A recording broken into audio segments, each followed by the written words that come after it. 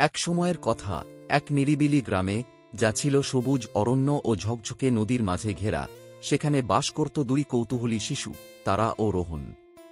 তারা জাদুকরী জায়গার ছবি আঁকতে ভালোবাসত, আর রোহন পাথর আর কাঠ দিয়ে নানান জিনিস বানাত।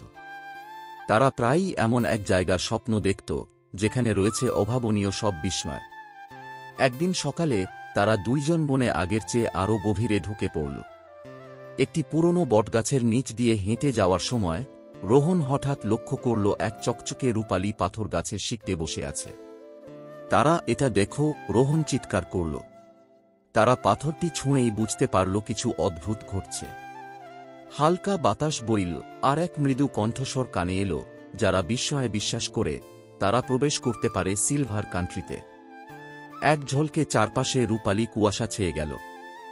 গাছগুলো পরিণত হল উঁচু ঝকমকে রূপালী ওকে, ঘাস রূপার সুতো রূপান্তরিত হল, আর বাতাসে ভেসে এলো মিষ্টি ভ্যানিলা আর সতেজ বৃষ্টির গন্ধ। তখন এক রূপালী কাঠবিড়ালি এসে হাজির হল, চোখে ছিল আলো জ্বলজ্বল। সিলভার কান্ট্রিতে স্বাগতম, সে হাসি মুখে বলল। আমি ব্লিঙ্ক, তোমাদের গাইড। এটা কি স্বপ্ন? তারা বিস্ময়ে বলল। না, ব্লিঙ্ক বলল, এটা এমন এক জায়গা যেখানে কেবল বিশুদ্ধ হৃদয়ের শিশুরাই প্রবেশ করতে পারে। আর তোমাদের সাহায্য দরকার। আমাদের দেশ হারাচ্ছে আলো। আলো হারাচ্ছে? রোহন চিন্তিত হয়ে জিজ্ঞাসা করল। ব্লিঙ্ক মাথা নেড়ে বলল, সিলভার ট্রি, যা আমাদের দেশকে জীবন দেয়, তা ধীরে ধীরে নিভে যাচ্ছে। একমাত্র হারিয়ে যাওয়া সিলভার ফেদার এটি পুনরুদ্ধার করতে পারে। কিন্তু সেই পালকটি চুরি করেছে শ্যাডো ক্রো, যে বাস করে ইকোর গুহায়।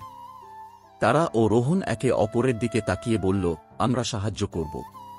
ব্লিঙ্ক তাদের নিয়ে চল রূপালী জঙ্গলের ভেতর দিয়ে, যেখানে প্রজাপতিরা গান গায় আর ফুলেরা নাচে। তারা হাসির নদী পার হল রূপালী মাছের পিঠে চড়ে, আর পেরোল বাতাসের উপত্যকা, যেখানে বাতাসে ভেসে বেড়ায় পুরনো গল্পের আওয়াজ। অবশেষে তারা পৌঁছাল ইকোর গুহার সামনে। সেখানে পাহারা দিচ্ছিল এক কুঁচকে যাওয়া ট্রোল, যার শরীর পাথর আর শ্যাওলা দিয়ে তৈরি। আমার ধাঁধার উত্তর না দিলে কেউ ভেতরে ঢুকতে পারবে না, সে গম্ভীর গলায় বলল। কোন জিনিসটি কমে যায় যত বেশি তুমি তা তুলে নাও? তারা একটু ভেবে বলল, গর্ত। ট্রোল চোখ মিটমিট করল, হেসে বলল, ঠিক। যাও। গুহার ভেতরে প্রতিধ্বনি প্রতিধ্বনি। আর হঠাৎ তারা শুনতে পেল পালকের শব্দ। তারপর শ্যাডো ক্রো নামল এক বিশাল ডানা মেলে, চোখ জলজল করছিল। আমার ধন নিতে পারবে না, সে ডাক দিল। আমরা চুরি করতে আসিনি, রোহন সাহস করে বলল। আমরা সিলভার ট্রিকে বাঁচাতে চাই। পালক ছাড়া তোমার অন্ধকারও শেষ হয়ে যাবে। শ্যাডো ক্রো থেমে গেল। আমার অন্ধকারও? সে ধীরে বলল। তারা মাথা নেড়ে বলল, আলো আর অন্ধকার একে অপরের ওপর নির্ভর করে।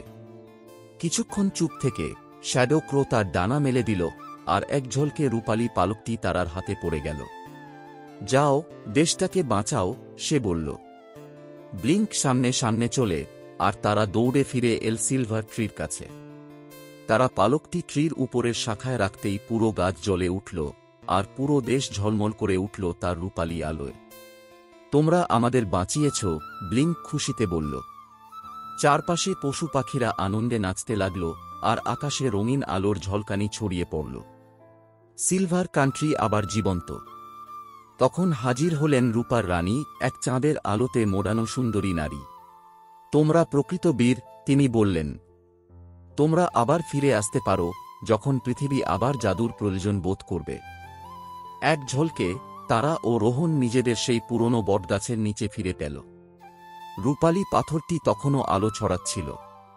এটা কি সত্যি ছিল? তারা জিজ্ঞাসা করল। রোহন হাত খুলে দেখাল, তার মুঠোর ভেতরে একটি ছোট্ট রূপালী পালক। তারা পরস্পরের দিকে তাকিয়ে হাসল।